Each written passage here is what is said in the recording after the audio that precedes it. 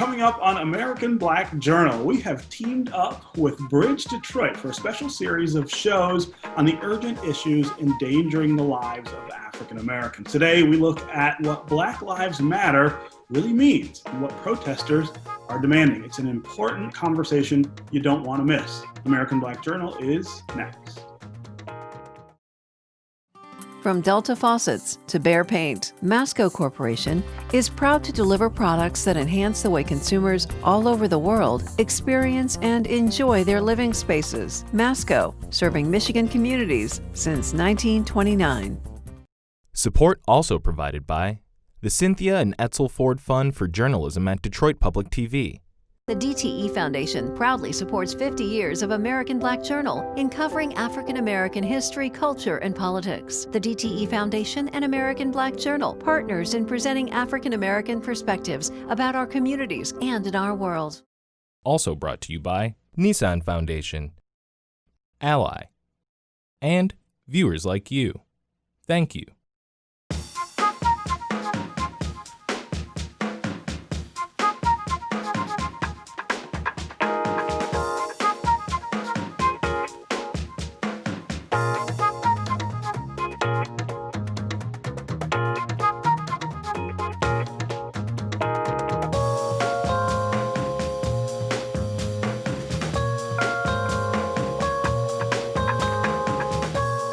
Welcome to American Black Journal. I'm Stephen Henderson. Today we're kicking off a three-part series that focuses on a rather provocative question. Do Black lives matter in America? Detroit Public Television is partnering with Bridge Detroit to dig deeper into the Black Lives Matter movement and the racial injustices that have led to protests around the world. Joining me is Orlando Bailey, who is the engagement director for Bridge Detroit. Orlando, how are you doing? I'm well, Stephen. Thank you for having me. I'm excited to share in this series with Detroit Public Television and American Black Journal, the famed American Black Journal. Right. Well, this is actually a really great partnership for a couple of reasons, but one of them is that, American Black Journal is just now celebrating its 51st year on the air, focusing on issues that matter to people here in Detroit, issues that matter to the African American community. And Bridge Detroit just celebrated its first 100 days of doing the same thing right here in the city of Detroit. It is a partnership that I think is made quite naturally. Yeah, absolutely. 100-day-old publication launched during the pandemic. I wouldn't advise anybody to launch a newsroom. You wouldn't want to do that again, right? During the pandemic, but we are essentially seeking to do the same thing that American Black Journal has done for the last 51 years, and that is amplify the narrative and stories that residents in our city have, and the stories they want to tell, the information that they need, and creating, mechanisms of communication that's iterative, that is beyond transactional, but, really builds a really solid foundation for a great relationship moving forward, as American Black Journal has done for the last 51 years. You guys have an awesome relationship with your viewers. Yeah. The idea behind both organizations really is the idea of building community, being in touch with community, and making sure that people feel like they have a voice in the things that affect them. So let's get started with my conversation with the organizers of the Black Lives Matter Detroit chapter, John Sloan III and Curtis Renee. What is the current state of things with Black Lives Matter? John, I'll start with you. Sure. So the current state of things with Black Lives Matter is actually maybe more of a complicated question than you might assume. This recent moment has been very interesting. We've seen a massive uptick in our traffic on our website. going from a couple emails a week to hundreds of emails a day. And in one sense, we really appreciate that new energy. On the other sense, it's slightly frustrating because we haven't gone anywhere, right? We've been here, we've been doing work. And I think what a lot of people don't realize about Black Lives Matter in specific is that we are an organization with affiliate chapters, and we run programs, and we have to do the same type of fundraising as any other group. The primary difference is that our individual chapters have a lot of autonomy as to what we choose to focus on. And that's based upon the idea that what we need in Detroit is completely different from what you might need in Louisville or in San Diego. And so I think this recent movement has been obviously of benefit in some senses because it's kind of refocused the attention on the movement for Black lives. And it's our job now to make sure that we can leverage that and continue that momentum, because this moment for us doesn't fade away. We continue to do the work long after the cameras have stopped rolling. Yeah. Curtis, can you talk about Detroit and the momentum we've seen here, the specific protests and the response from police, and what you see as either the opportunity or maybe the frustration of where we are at this point? So I just wanted to lift up that the 100-day mark for the marches did happen a few weeks ago, which I feel is something wonderful. And also saying that our protesters here in Detroit have been completely nonviolent during those 100 days. And in the moments of them being nonviolent, they were met with brutality and also a spin on the narrative from Chief Craig in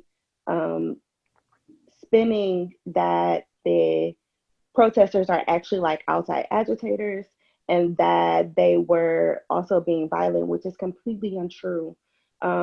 And not only that, they were met with brutality and arrest, tear gas. Yeah. So I'm really interested and really excited to see how the protests grow from not just in being protests, but organizing and becoming a movement and going forward. Yeah, let's talk about that. I mean, I think that's one of the concerns that a lot of people have right now is, how do you take all this energy, this newfound energy, and channel it not just into protests in the streets, which are important and are getting important attention and are actually inspiring some change, and we should make that clear as well. But translate that to the more sort of sustained, I guess, work that needs to be done in legislatures and other places.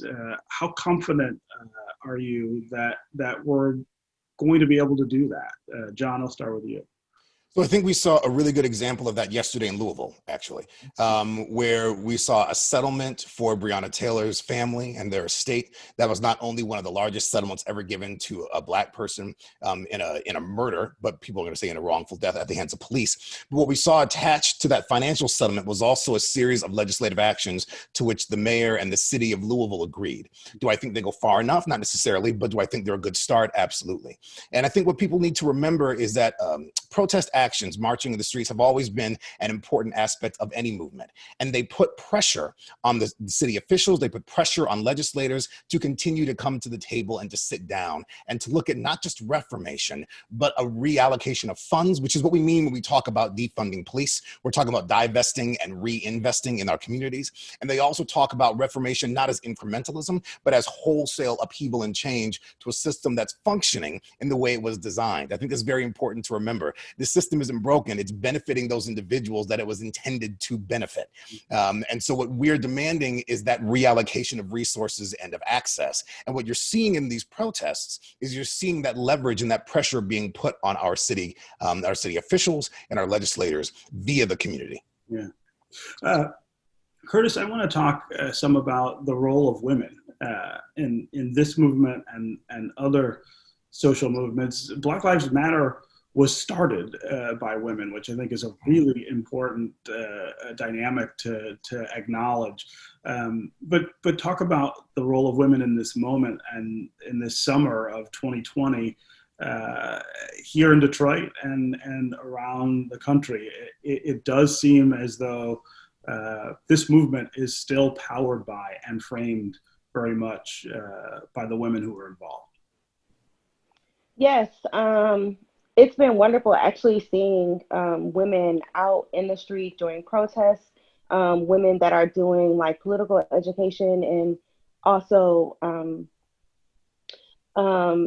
different programs that are coming together in support of this moment that are not just protests, but also things like Green Light Black Futures and Green Chair Initiative at Feed and Freedom, which is headed by elder in our community and also a woman. And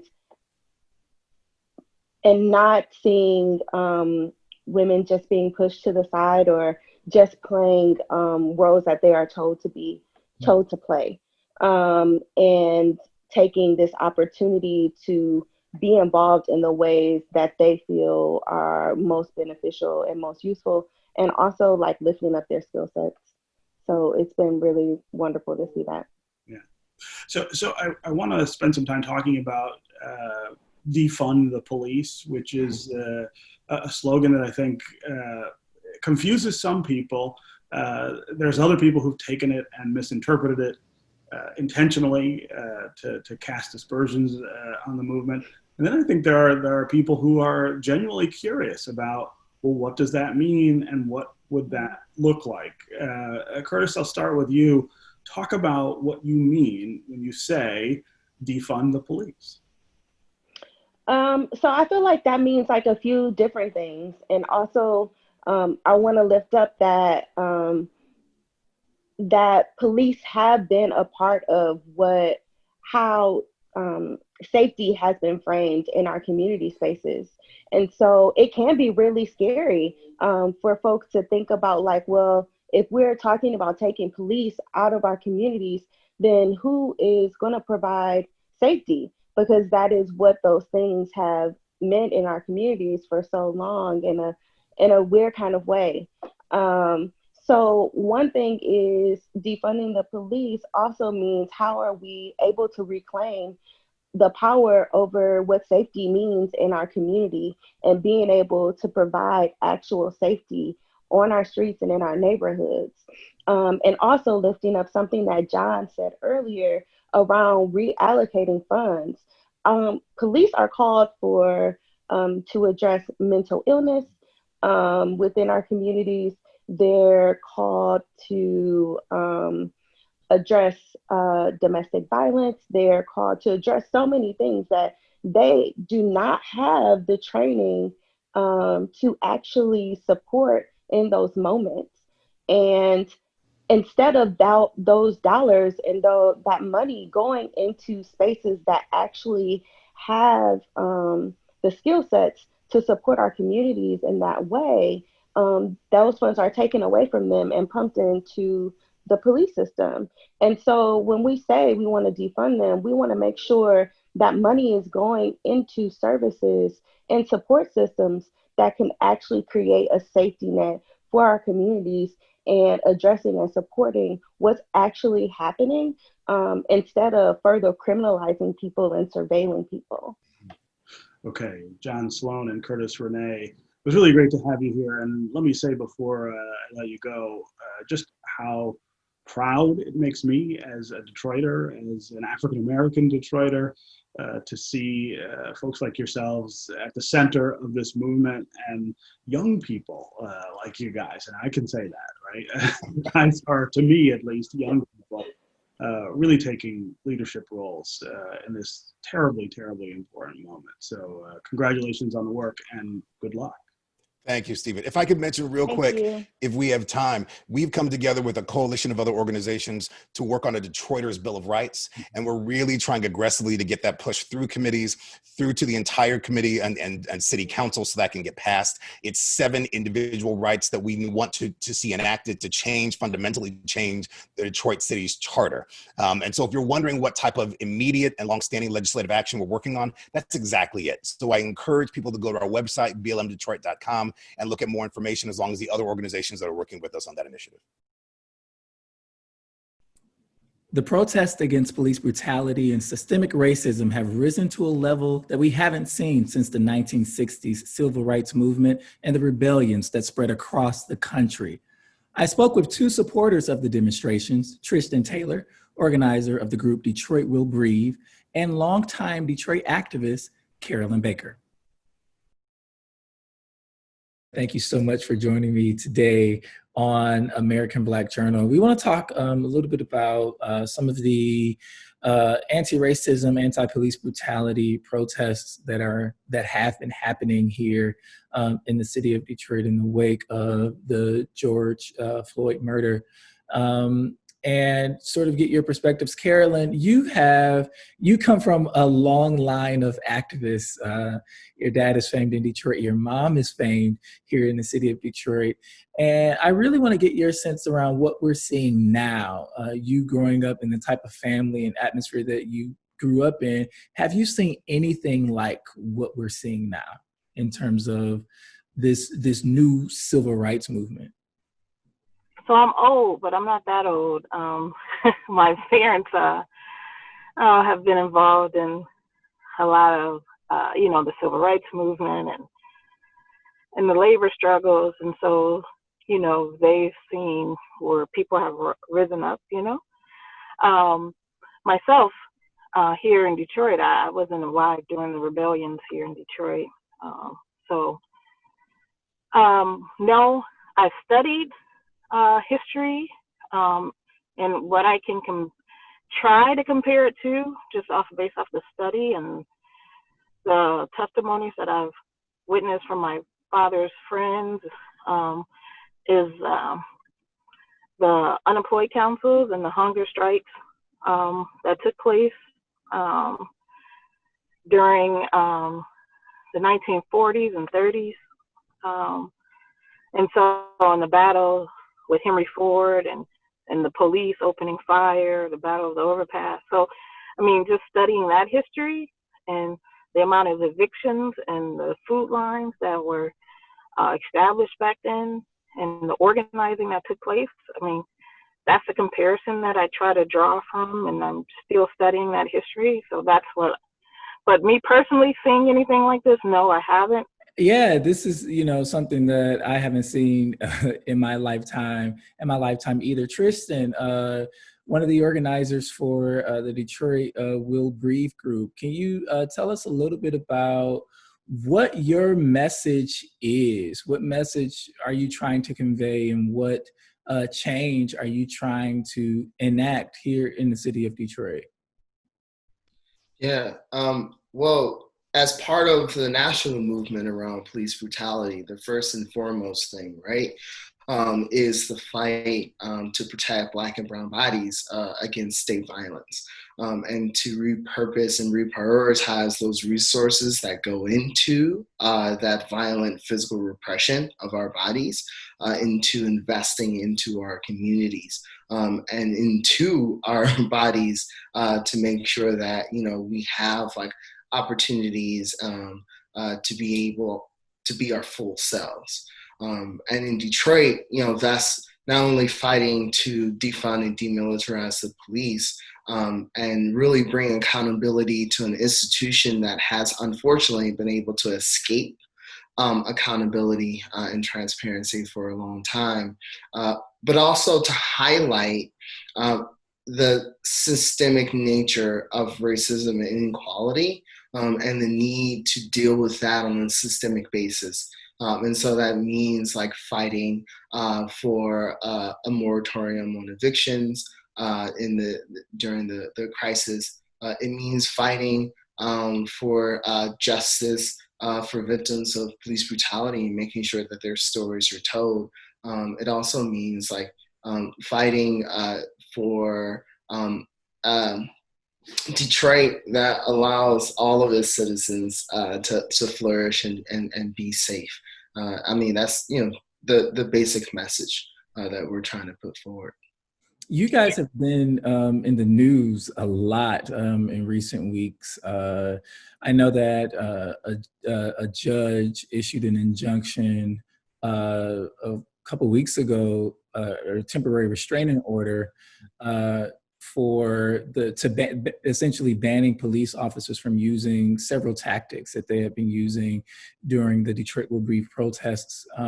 Also, you guys filed suit against the city of Detroit, and the city is countersuing. And we learned of the news last week that Congresswoman Rashida Tlaib and State Representative Stephanie Chang, along with City Council President Pro Tem Mary Sheffield and City Councilwoman Raquel Castaneda Lopez, jointly signed a letter asking for an independent investigation of the Detroit Police Department. Where are you guys in all of these litigation battles that seem to just all be in motion right now at the same time, and still hitting the streets every night?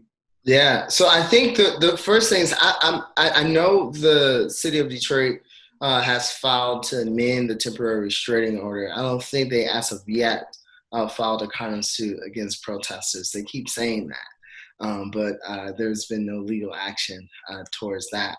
And I think, we are seeking to use every tool that we can to the advantage of bringing transparency to the police department, and reining in their acts. And it's one of the reasons why we're calling for Chief Craig's resignation, and why over 35 organizations is calling for his resignation, and why there's a need for an independent investigation. And his attitude towards all of these things are pretty atrocious. And I think it's the reason why it's also important to maintain our presence in the streets, because we know that these institutions unfortunately have been able to go away unscathed in a sense, and that if we're not bringing the kind of pressure and power of people, that we're just going to end up being disappointed, like we have so many times before, by these institutions. Carolyn, the General Baker Institute, named for your dad, General Gordon Baker, has been on the front lines of many, many fights here in the city of Detroit. One of the things that I really want to get your input on is we can understand and draw from instances and occurrences all over the country that there is an outright war on Black life, Black bodies of Black men and Black women. But in addition to fighting that fight, which the Baker Institute champions, you guys champion fighting, the good fights, there's also a narrative war that is happening at the same time, where there is a narrative that almost tries to suppress and delegitimize these occurrences where Black lives have been threatened or have suffered at the hands of state violence. What approach is the Baker Institute taking in this fight in a city, and as a part of really now a worldwide movement? So one of our quotes that we stand on comes from my dad and one other, Nelson Pierre, one other revolutionary. Our task is to make thinkers out of fighters and fighters out of thinkers. And prior to the George Floyd incident, our lane has been political popular education, and meeting people where they are, not speaking above them, not, throwing out just a bunch of ideology at folks, and actually meeting them where they are, breaking down the system. And so, and giving them an understanding, even if we study my dad's history, he had an evolution that he went through himself. Yeah. And so, so getting people to understand that, you just don't become a revolutionary overnight. And there's narratives out here that make people, the system that we're fighting against is very good at propaganda, understanding the system and how it works. Its job is to control propaganda and culture, amongst other things. And so we have to try to do our due diligence and understanding like we're up against narratives that make people think that they're in the situation that they're in because it's their fault, something that they did wrong and not the system. And so trying to educate folks in that and trying to educate folks in like what the role of the state is, what the role of the police is, what the role of the military is. And it might use this term protect and serve, but it ends there. It doesn't say protect and serve who. You know, they're protecting and serving who they're supposed to be protecting and serving, and that's the system. And not individuals within the system. You know, they protect and serve the capitalists who pay, you know, they keep them in position. And so just getting people to understand that is what we try to do. That's going to do it for us. You can see extended interviews with today's guests at AmericanBlackJournal.org. Plus, you can find additional resources and reports at bridgedetroit.com. Make sure to join us next week when we explore the role of journalists of color reporting on the Black Lives Matter demonstrations. Meanwhile, we always want to hear from you. You can connect with us on Facebook and on Twitter. Stay well, and we'll see you next time.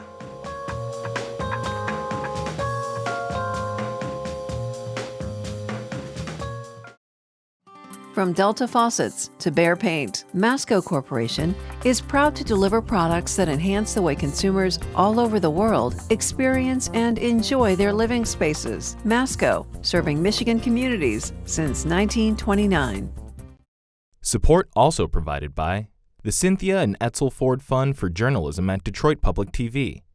The DTE Foundation proudly supports 50 years of American Black Journal in covering African American history, culture, and politics. The DTE Foundation and American Black Journal, partners in presenting African American perspectives about our communities and in our world. Also brought to you by Nissan Foundation, Ally, and viewers like you. Thank you.